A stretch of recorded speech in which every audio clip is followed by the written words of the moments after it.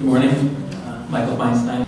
I'm a former mayor and city council member in Santa Monica, and I currently serve on the Regional Comprehensive Plan Task Force for Southern California Association of Governments.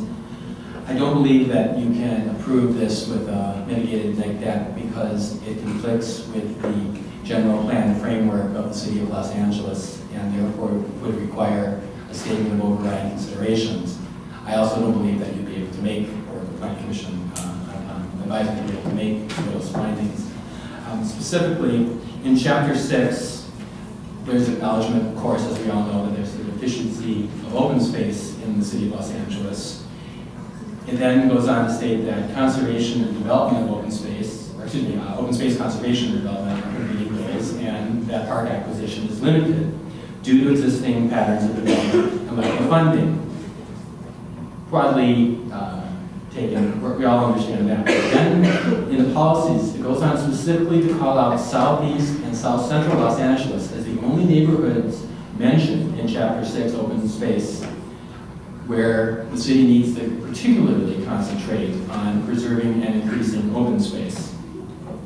It goes on from there to define what type of open space is important, and interestingly, in terms of this property, it specifically mentions community gardens, and it mentions farmers markets as types of open space that need to be preserved and increased.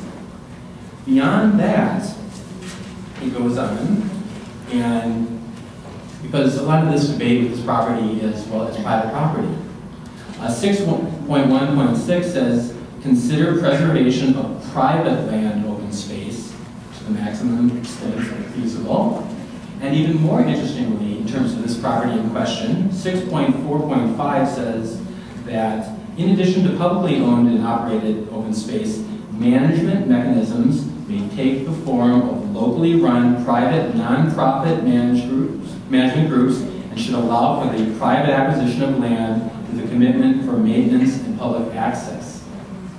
The irony, there could be no greater description of the previous use of this land that exists in this planning document for the city. Now, one can make the general argument that any open space in an industrial zone in a part of the city that is under-parked, has less open space, you could argue to preserve that. But in particular, this document talks about community gardens and farmers markets under a category, Objective 6.4, of community stability. So when we were hearing the arguments of the applicants before that this fits the economic development plan of the city, the fact is that the use as a farmer's market, the use as a community garden, actually had a very specific economic benefit in terms of community stability in a portion of the city that has been widely acknowledged to be economically disadvantaged. And in a time now with rising fuel and food prices, a place where 350 families not only took care of themselves off the land, but also had farmers markets every week to provide for more economic self-reliance in an area, couldn't be more stark as an economic benefit for the city.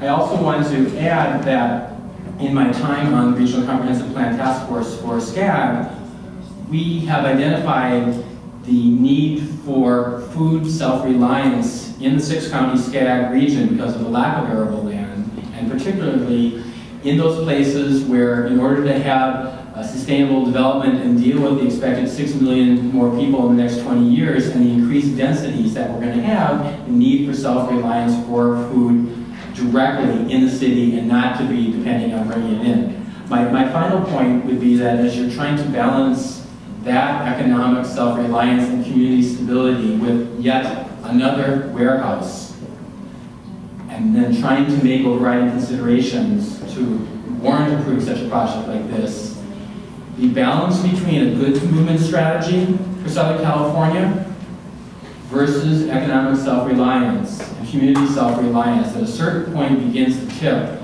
with the fuel prices that we're seeing. And at a certain point, if more and more land becomes dedicated to forces to which we cannot control, import, export, high fuel prices, etc., we lose the ability to care for ourselves. Mother Earth will provide for us. This is what this place did, and therefore that comparison and the conflict with the general plan objectives and policies needs to be analyzed, or else